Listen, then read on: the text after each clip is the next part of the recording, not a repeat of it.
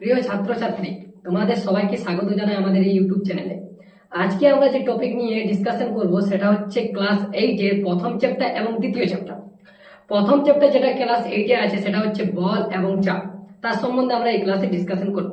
তাহলে দেখো, এখানে আমাদের যেটা আছে সেটা হচ্ছে বল কাকে বলে। এখানে যেটা আমাদের সংজ্ঞা দিয়ে আছে সেটা হচ্ছে বল কাকে বলে।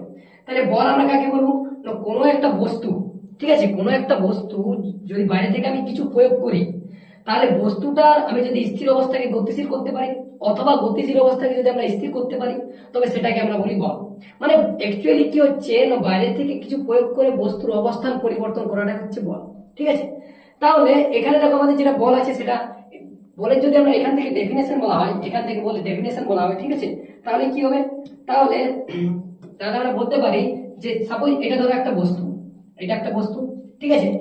এই বস্তুর পর আমরা বাইরে থেকে যদি কিছু প্রয়োগ করি, তাহলে এর যে জায়গাতে আছে, এর যে পজিশন, সাপোজ এর পজিশন হচ্ছে এ, ফার্স্ট এর পজিশন হচ্ছে, একে আমরা কিছু প্রয়োগ করে এর পজিশন আমরা চেঞ্জ করলাম বি, ঠিক আছে, বি তে নিয়ে গেলাম। তাহলে কি করলাম না, বাইরে থেকে কিছু আমরা প্রয়োগ করে বস্তুটার অবস্থান পরিবর্তন করলাম, অর্থাৎ এ থেকে আমরা বি বিন্দুতে নিয়ে গেলাম, ঠিক আছে। তাহলে সেটাকে আমরা বলবো বল। তাহলে এই যে বাইরে থেকে কিছু প্রয়োগ করছি সেটাকে আমরা বলবো বল। এবার এই বলকে ইংরেজিতে বলা হয় ফোর্স। এই বলকে ইংরেজিতে বলা হয় ফোর্স, ঠিক আছে। বলকে ইংরেজিতে কি বলা হয়? ফোর্স, যেটাকে আমরা এক দ্বারা প্রকাশ করি। বলকে আমরা সবসময় এক দ্বারা প্রকাশ করি। এবার আমাদের যে এখানে দেখো যেটা দেওয়া হয়েছে সেটা হচ্ছে বল পরিমাপ সমীকরণটি লেখো। বলের যে একটা সমীকরণ থাকে, প্রত্যেকটা রাশির একটা করে সমীকরণ থাকে, তেমনি বলেরও একটা সমীকরণ আছে। কি হচ্ছে সেই সমীকরণটা হচ্ছে, দেখো, তাহলে বল সমান আমরা লিখতে পারি ভর গুণিত বস্তুর ত্বরণ। তাহলে এম হচ্ছে এই ক্ষেত্রে বস্তুর ভর। তাহলে এই যে আমার বস্তুটা ছিল, এই বস্তুটার ভর হচ্ছে এম, ঠিক আছে। এবার বস্তুটার মধ্যে আমি বেগের সৃষ্টি করলাম। এবার বেগ সৃষ্টি হলো মানে কি, বস্তুটার মধ্যে ত্বরণ সৃষ্টি হলো, ঠিক আছে। এবার আমাদের যে এটা, এই যে এ মানে কি হচ্ছে ত্বরণ। তাহলে ত্বরণ কাকে বলে? অ্যাকচুয়ালি আমাদেরকে তার আগে জানতে হবে যে এই যে ত্বরণ, ঠিক আছে, ত্বরণ, এই ত্বরণ জিনিসটা কি। তাহলে ত্বরণ হচ্ছে সময় সাপেক্ষে কোনো বস্তুর বেগের পরিবর্তন হারকে আমরা বলি ত্বরণ। মানে সাপোজ কোনো একটা বস্তু, ঠিক আছে, এটা একটা বস্তু, তাহলে এই বস্তুটার ফার্স্ট বেগ ছিল ধরো 0, অর্থাৎ ইউ, ফার্স্ট বেগ হচ্ছে ইউ। বাইরে থেকে কি আমি বল প্রয়োগ করার ফলে এর বেগ চেঞ্জ হয়ে গেল, কি হয়ে গেল? ভি। তাহলে এই বেগের পরিবর্তন কি হলো না, ভি মাইনাস ইউ, এটা আমরা বলতে পারি। এবার কোনো বস্তু যদি বেগের পরিবর্তন হয় সেটা কিসের সাহায্যে হবে? টাইমের সাথে ডিপেন্ড করে। তাহলে আমরা বলতে পারি যে টাইম বাই টাইম। তাহলে আমরা বলতে পারি যে ত্বরণ হচ্ছে বেগের পরিবর্তন বাই সময়। তাহলে আমরা এখানে বলতে পারি যে এফ সমান এম ইন্টু এর মান হচ্ছে V minus U by T, V minus U by T, ঠিক আছে। এবারে দেখো, এই যে এম এর সাথে যদি আমি ভি আর ইউ কে গুণ করি তাহলে কি হবে? M V minus M U by T. তাহলে এই যে M V minus M U by T হচ্ছে, সেটাকে আমরা কি বলি? ভরবেগের পরিবর্তন। কারণ আমরা কি জানি যে ভরবেগ অর্থাৎ পি, পি সমান কি হয়? M into V. এই যে পি দেখতে পাচ্ছি, এই পি কে বলা হয় ভরবেগ। এবার ভরবেগ কাকে বলে? ভরবেগ হচ্ছে যে সমস্ত বস্তুর মধ্যে ভর এবং বেগ উভয়ই ক্রিয়াশীল, তখন তাকে আমরা বলি ভরবেগ, ঠিক আছে। তাহলে এখান থেকে আমাদের বল পরিমাপের যে সমীকরণ সেটা কি হচ্ছে? সেটা হচ্ছে এফ সমান এম এ, এফ সমান এম এ, ঠিক আছে। এখানে আমি আবার লিখে দিচ্ছি যে এফ কে বলা হয় বল, ঠিক আছে, এবং এম কে কি বলা হয়? বস্তুর ভর, আর এ হচ্ছে বস্তুতে উৎপন্ন ত্বরণ, ঠিক আছে। তাহলে এটা হচ্ছে আমার বলের সমীকরণ অথবা রাশিমালা। এবার আমরা যেটা পড়বো সেটা হচ্ছে যে এই যে বলের যে আমরা সমীকরণ পড়লাম, এবার নেক্সট যেটা পড়বো সেটা হচ্ছে বলের একক। তাহলে প্রত্যেকটা ভৌত রাশি বা প্রত্যেকটা রাশির কি হচ্ছে? একটা নির্দিষ্ট একক থাকে। আমরা জানি যে একককে দুই ভাগে ভাগ করা হয়, একটা হচ্ছে সিজিএস একক এবং একটা হচ্ছে এসআই একক, ঠিক আছে। তাহলে এখান থেকে আমরা যদি এর এসআই একক বার করি, তাহলে আমরা অ্যাকচুয়ালি একটু আগে কি লিখলাম যে বল সমান হচ্ছে বল ইনটু বস্তুর ত্বরণ। তাহলে এর এসআই একক কি হবে? দেখো, আমরা জানি যে সময় বলের এসআই একক যদি এম এর এসআই একক বার করি তাহলে কি হয়? কেজি বা কিলোগ্রাম। আর ত্বরণ, ত্বরণ কি বললাম যে ত্বরণ সমান হচ্ছে ভি মাইনাস ইউ বাই টি, অর্থাৎ বস্তুর বেগের পরিবর্তন বাই সময়। এবার আমাদেরকে জানতে হবে ওই যে বেগ, তাহলে বেগের আগে এসআই একক কি হয়? তাহলে আমরা আগে জানতে হবে যে বেগ সমান কি হয়। তাহলে এই যে বেগ, বেগ সমান হয় সরণ বাই সময়, অর্থাৎ সময় সাপেক্ষে কোনো বস্তুর সরণকে আমরা কি বলি? বেগ। তাহলে তাহলে বেগ সমান হচ্ছে, দেখো, সরণ মানে কি? সরণ একটা নির্দিষ্ট দূরত্ব বোঝাচ্ছে, আর এবং সময় আমরা জানি সময়ের এসআই একক হচ্ছে সেকেন্ড এবং সিজিএস একক হচ্ছে সেকেন্ড। তাহলে এই যে আমাদের এস, যেটা সরণ বলছে, সেটা কি বোঝাচ্ছে? একটা দূরত্ব বোঝাচ্ছে। তাহলে দূরত্বের এসআই একক হচ্ছে মিটার। আর এই যে টাইম, টাইমের এসআই একক কি হচ্ছে? সেকেন্ড। তাহলে এটা হচ্ছে মিটার বাই সেকেন্ড। তাহলে এটা হচ্ছে আমার কি? বেগের এসআই একক, ঠিক আছে। এবার বেগের যদি এটা এসআই একক হয় তাহলে আমরা ত্বরণ সময় কি জানি, বেগ বাই সময়, বেগের পরিবর্তন বাই সময়। তাহলে আমি এখানে লিখবো বেগের এসআই একক বাই টাইমের একক, তাহলে কি হবে metre by second square, metre by second square.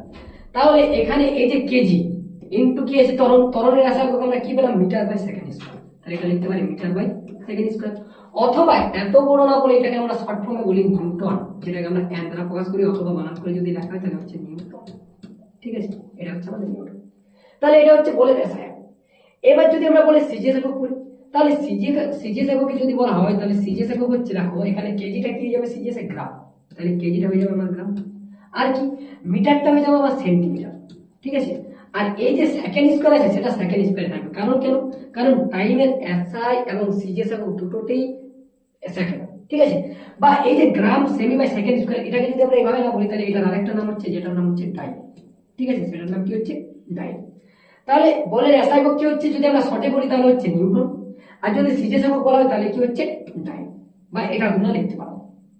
তাহলে এগুলো হচ্ছে আমাদের বলের একক।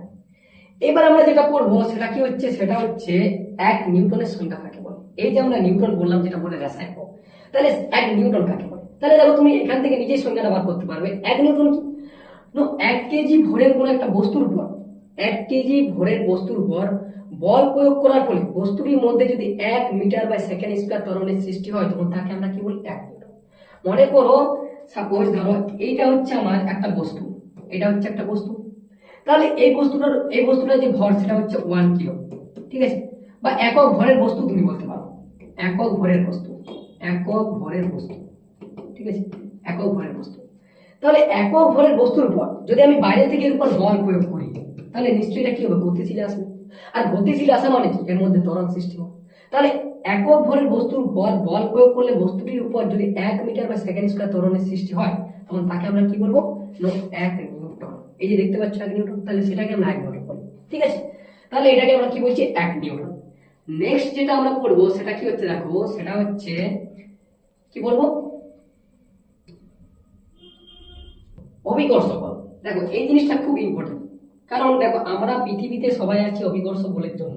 তাহলে এই জিনিসটা কি, দেখো সাপোজ যদি আমি এখানে, এটা হচ্ছে ধরো আমাদের ভূপৃষ্ঠ, এটা হচ্ছে সাপোজ এটা একটা দোতলা বিল্ডিং করানো আছে, ঠিক আছে, এটা একটা দোতলা বিল্ডিং করানো আছে। এবার তুমি কি করলে, তুমি এই বিল্ডিংটার উপর থেকে কি করলে, একটা বলকে তুমি নিচের দিকে ছুড়ে দিলে, মানে তুমি বলটাকে জাস্ট এভাবে হাতে ধরে ছেড়ে দিলে, তাহলে কি হবে, বলটা নিচের দিকে পড়বে। কেন নিচের দিকে কেন পড়তো, উপর দিকে কেন গেল, তার কারণ হচ্ছে একমাত্র অভিকর্ষ বল। মানে কি, মানে পৃথিবী প্রত্যেকটা বস্তুকে তার নিজের দিকে আকর্ষণ করার যে ক্ষমতা সেটাকে আমরা কি বলি, অভিকর্ষ বল। মানে প্রত্যেকটা বস্তুকে পৃথিবী তার নিজের কেন্দ্রের দিকে যে বল দ্বারা আকর্ষণ করে তাকে আমরা কি বলবো, অভিকর্ষ বল। ক্লিয়ার? মানে কি, দেখো এই যে বস্তুটা উপর থেকে নিচের দিকে আসছে, মানে কি পৃথিবী তার কেন্দ্রের দিকে তাকে আকর্ষণ করছে, যার জন্য সেটা কি হচ্ছে, নিচের দিকে আসছে। তাহলে সেই জিনিসটাকে আমরা কি বলবো, অভিকর্ষ বল, ঠিক আছে। নেক্সট যেটা আমরা পড়বো সেটা কি হচ্ছে, দেখো সেটা হচ্ছে ঘর্ষণ বল। এই যে ঘর্ষণ, এই ঘর্ষণ জিনিসটা অ্যাকচুয়ালি কি সেটা আমাদেরকে ফার্স্ট জানতে হবে, কারণ ঘর্ষণ না জানলে আমরা ঘর্ষণ বল জানতে পারবো, ঠিক। তাহলে দেখো ঘর্ষণ হচ্ছে সেই জিনিসটা যখন দুটি বস্তু, সাপোজ দেখো ধরো আমার এই যে হোয়াইট, এই যে আমার বোর্ডটা আছে, ঠিক আছে, এই স্মার্ট বোর্ডটা, সেটার একটা নিজস্ব তল আছে, এবং এই তলের মধ্যে ধরো আমি পেনটাই যে লিখছি তাহলে এর নিজস্ব এরও একটা তল আছে।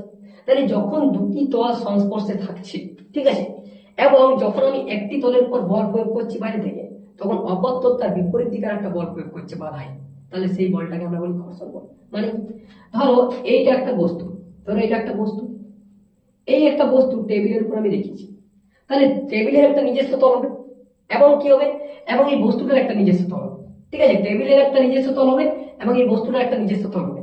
তাহলে এই দুটি তল পরস্পর সংস্পর্শে রাখতে হবে, যদি সংস্পর্শে থাকে না তাহলে ঘর্ষণ হবে না, সংস্পর্শে থাকতে হবে। তাহলে যখন আমি বাইরে থেকে বস্তুটার উপর বল প্রয়োগ করবো, ঠিক আছে, বাইরে থেকে যখন এই বস্তুটার উপর আমি বল প্রয়োগ করবো তাহলে সেটা কি হবে, গতিশীল হবে, ঠিক আছে। তাহলে গতিশীল যখন হবে তখন এই তল এই বস্তুর বিপরীত সাপেক্ষে একটি বল প্রয়োগ করবে, সেই বলটাকে আমরা বলি ঘর্ষণ বল। এবার তাহলে তোমাদের মনে একটা প্রশ্ন জাগবে যে এই যে ঘর্ষণ বল যদি থাকে তাহলে আমরা এগোতে পারি কি করে। তাহলে এগোতে পারি এই কারণে, যদি আমরা বাহ্যিক বলটা যদি বেশি হয় তার জন্যই আমরা সামনের দিকে এগোতে পারি, কিন্তু যদি বাহ্যিক বল কোনো কারণে কম হয়ে যায়, ঘর্ষণ বল যদি বেশি হয়ে যায় তাহলে আমরা কি চাইবো, ওই জায়গাতে স্থির অবস্থা থাকবো, ঠিক আছে, তাহলে এই জিনিসটাকে আমরা কি বলি, পুরোটাকে বলি ঘর্ষণ। তাহলে যখন দুটি বস্তু পরস্পরের সংস্পর্শে থাকবে এবং যখন একটি বস্তুর উপর আমি বাইরে থেকে বল প্রয়োগ করব, তাহলে ওই বস্তুটি গতিশীল হবে এবং তার বিপরীত দল তার গতির বিরুদ্ধে একটি বাধাহীন বল সৃষ্টি করবে, সেই বলকে আমরা কি বলি, ঘর্ষণ বল। ঠিক আছে, সেই বলকে আমরা কি বলছি, ঘর্ষণ বল। এবার এখানে বলা হয়েছে যে ঘর্ষণ বল কয় প্রকার ও কি কি। ঘর্ষণ বল কয় প্রকার ও কি কি? দেখো, ঘর্ষণ বল আমরা দুই প্রকারের হয়। দুই প্রকারের হয়। দুই প্রকারের হয়। কি কি? দুই প্রকারের। একটা হচ্ছে গতীয় ঘর্ষণ, একটা হচ্ছে গতীয় ঘর্ষণ। ঠিক আছে, গতীয় ঘর্ষণ। আর একটা হচ্ছে স্থিত ঘর্ষণ। স্থিত ঘর্ষণ। ঠিক আছে, একটা হচ্ছে গতীয় ঘর্ষণ আর একটা হচ্ছে স্থিত ঘর্ষণ। এবারে যেটা আমাদেরকে জানতে হবে যে গতীয় ঘর্ষণ কাকে বলে এবং স্থিত ঘর্ষণ কাকে বলে। তাহলে দেখো, গতীয় ঘর্ষণ মানে কি, তুমি নামটা শুনে বুঝতে পারছো যে গতীয় ঘর্ষণ মানে কি, সে গতিশীল অবস্থা আছে। মানে কি, মানে বাইরে থেকে বল প্রয়োগ করার ফলে যদি বস্তুটি গতিশীল অবস্থায় আসে এবং তা অপরতল তার গতির বিরুদ্ধে যে বাধা প্রদানকারী বল সৃষ্টি করে, তখন সেটাকে আমরা কি বলি, গতীয় ঘর্ষণ। এবং স্থির ঘর্ষণ কাকে বলে, যখন কোনো একটা বস্তুর উপর আমি বাইরে থেকে যদি বল প্রয়োগ করি এবং বলের প্রয়োগ বিন্দু যদি সরণ ঘটে না, অর্থাৎ বল মানে বস্তুটা যদি সামনের দিকে এগোতে না পারে, তাহলে সেটাকে আমরা বলবো স্থির ঘর্ষণ। কেন এগোতে পারছে না? কারণ এই ক্ষেত্রে আমি বাহ্যিক যে বলটা প্রয়োগ করছি তার থেকে ঘর্ষণ বলটা ক্ষেত্রে বেশি হচ্ছে, যার জন্য বস্তুটা স্থির অবস্থা থেকে যাচ্ছে। সেই ঘর্ষণটাকে আমরা বলছি স্থির ঘর্ষণ। এবং যে বস্তুটা বাইরে থেকে বল প্রয়োগ করার ফলে গতিশীল হতে পারছে, সেই ঘর্ষণকে আমরা বলছি গতীয় ঘর্ষণ। তাহলে ঘর্ষণ আমরা দু প্রকার পড়লাম। ঠিক আছে, নেক্সট যেটা আমরা পড়বো সেটা কি হচ্ছে, সেটা হচ্ছে ঘনত্ব কাকে বলে। ঘনত্ব কাকে বলে? ইংরেজিতে আমরা ঘনত্বকে কি বলা হয়, ডেনসিটি। ইংরেজিতে ঘনত্বকে বলা হয় ডেনসিটি। তাহলে ডেনসিটি কি? তো ডেনসিটি, দেখো ডেনসিটি তুমি নিজের থেকে সংজ্ঞা বার করতে পারবে। দেখো, এই যে ডেনসিটি অর্থাৎ ঘনত্ব, ডেনসিটি। ঠিক আছে, ডেনসিটি। তাহলে ডেনসিটি সমান অ্যাকচুয়ালি কি হবে বলো তো, মাস বাই ভলিউম। অর্থাৎ মাস বাই ভলিউম মানে কি হচ্ছে, মাস বাই ভলিউম মানে হচ্ছে ডেনসিটি মানে হচ্ছে আমাদের ঘনত্ব। তাহলে ঘনত্ব সমান আমরা বলতে পারি ভর বাই আয়তন। ঘনত্ব সমান বলতে পারি ভর বাই আয়তন। তাহলে একক ভরের বস্তু, ঠিক আছে, এখন ভাষাটা কেমন হবে দেখো, একক ভরের বস্তু যতটা আয়তনের স্থান দখল করে থাকে সেটাকে আমরা বলবো ঘনত্ব। সাপোজ দেখো, মনে করে এটা একটা বস্তু, সাপোজ এটা একটা বস্তু। এবার এই বস্তু এই বোর্ডটার মধ্যে যতটা স্থান দখল করে আছে, ঠিক আছে, সেটা হচ্ছে তার আয়তন। এবং এই বস্তু নিজস্ব তো একটা ভর হবে, তাহলে সেটা হচ্ছে তার ভর। তাহলে একক ভরের বস্তু যতটা স্থান অধিকার করে থাকে সেটাকে আমরা কি বলবো, ঘনত্ব। ঠিক আছে, তাহলে ঘনত্ব সমান কি হচ্ছে, আমার ভর বাই আয়তন। এবার দেখো, তুমি এখান থেকে ঘনত্বের একক নিজেই বার করতে পারো। কি করে? দেখো, যদি আমরা এর এসআই একক বার করি তাহলে কি হবে, দেখো এর এসআই একক হবে, দেখো ভরের একটু আমরা এসআই একক পড়লাম কি, কেজি অর্থাৎ কিলোগ্রাম। আর আয়তন, দেখো আয়তন মানে কি অ্যাকচুয়ালি জানো, আয়তন মানে হচ্ছে দৈর্ঘ্যের কিউব। আয়তন মানে হচ্ছে দৈর্ঘ্যের কিউব। ঠিক আছে, তাহলে আয়তন মানে দৈর্ঘ্যের কিউব। তাহলে দৈর্ঘ্য মানে কি, আর কিউব, কারণ দৈর্ঘ্যের ইংলিশ কি হচ্ছে, লেন্থ। তাহলে বা এটা দৈর্ঘ্যের আমরা একক যেটা পড়ি সেটা হচ্ছে মিটার। ঠিক আছে, দৈর্ঘ্যের এসআই একক হচ্ছে মিটার। তাহলে এটা হয়ে যাবে অ্যাকচুয়ালি কি, মিটার কিউব। এটা হয়ে যাবে মিটার কিউব। তাহলে এসআই একক কি হচ্ছে ঘনত্বের, কেজি বাই মিটার কিউব। আর যদি সিজিএস একক আমরা বার করি তাহলে সিজিএস একক হবে, কেজিটা হয়ে যাবে গ্রাম আর মিটারটা হয়ে যাবে সেন্টিমিটার কিউব। ঠিক আছে, তাহলে ঘনত্বের এসআই একক এবং সিজিএস একক আমরা দুটো বার করতে পারলাম কি করে, না তার রাশিমালা থেকে। তাহলে আমরা রাশিমালা থেকে যে কোনো একক বার করতে পারবো। একক বার করতে হলে তোমাদেরকে তিনটি রাশি মনে রাখতে হবে, একটা হচ্ছে ভর, একটা হচ্ছে দৈর্ঘ্য আর একটা হচ্ছে সময়। এই তিনটে জিনিস তোমাদেরকে মনে রাখতে হবে। এবার দেখো ভর, এই যে ভরের এসআই একক হচ্ছে কিলোগ্রাম, দৈর্ঘ্যের এসআই একক হচ্ছে মিটার আর সময়ের এসআই একক হচ্ছে সেকেন্ড। এবার এই দুটোকে যদি আমরা সিজিএস এ প্রকাশ করি তাহলে কেজিটা হয়ে যাবে গ্রাম, মিটারটা হয়ে যাবে সেন্টিমিটার আর সেকেন্ডটা সেকেন্ড।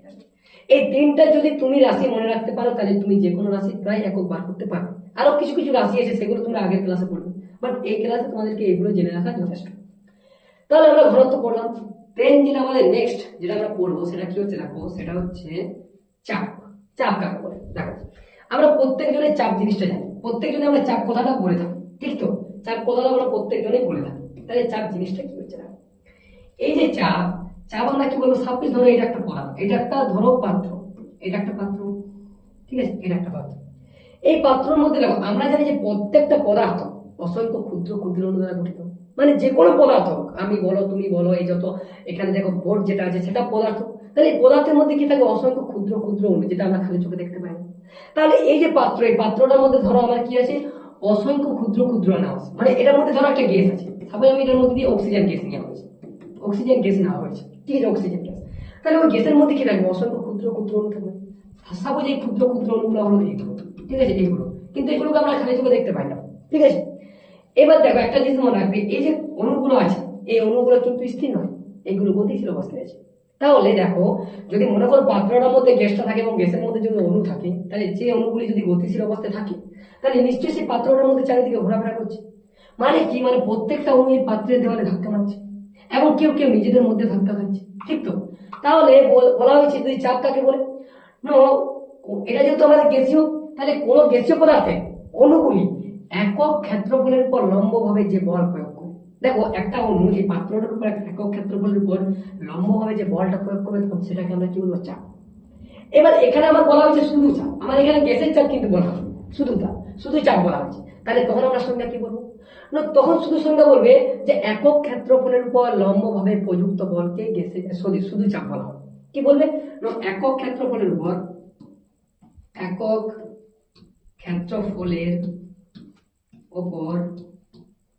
প্রযুক্ত বলকে চাপ বলা হয়। এটা সংজ্ঞা হয়ে যাবে। তাহলে একক ক্ষেত্রফলের উপর প্রযুক্ত বলকে আমরা চাপ বলি। এবার তুমি এখান থেকে চাপের নিজে সমীকরণ বার করতে পারবে। তাহলে আমরা যদি বলি চাপ সমান কি হবে, তাহলে চাপ সমান আমরা বলতে পারবো বল, ক্রিয়াশীল বল বাই একক ক্ষেত্রফল। চাপ সমান কি বলতে পারি? বল বাই ক্ষেত্রফল। তাহলে চাপ সমান হচ্ছে বল বাই ক্ষেত্রফল। তাহলে তুমি এখান থেকে চাপের একক বার করতে পারবে। কেন? দেখো, যদি আমরা এই রেসা একক বার করি, তাহলে দেখো একটু আগে আমরা বল পড়লাম, তাহলে বলের রেসা একক আমরা বার করলাম নিউটন, মনে ছিল? নিউটন এটা ছিল বলের রেসা একক। তাহলে এখানে বলের জায়গায় কি হবে? নিউটন। আর ক্ষেত্রফল মানে কি জানো? ক্ষেত্রফল মানে হয় দৈর্ঘ্যের স্কয়ার, আর দৈর্ঘ্যের রেসা একক আমরা একটু আগে লিখেছিলাম মিটার। তাহলে দৈর্ঘ্যের স্কয়ার মানে কি? Metre square. তাহলে এখানে আমরা বলতে পারি নিউটন বাই মিটার স্কয়ার। অথবা এর আরেকটা নাম আছে, সেই নামটা হচ্ছে পাস্কেল। ঠিক আছে, পাস্কেল। তাহলে এটা হচ্ছে রাসায়ন। দেন যদি আমরা সিজেস একক বলা, এখানে আমরা লিখছি এই যদি আমরা সিজেস একক বলি, তাহলে সিজেস একক নিউটনটা কি হয়ে যাবে? ডাই।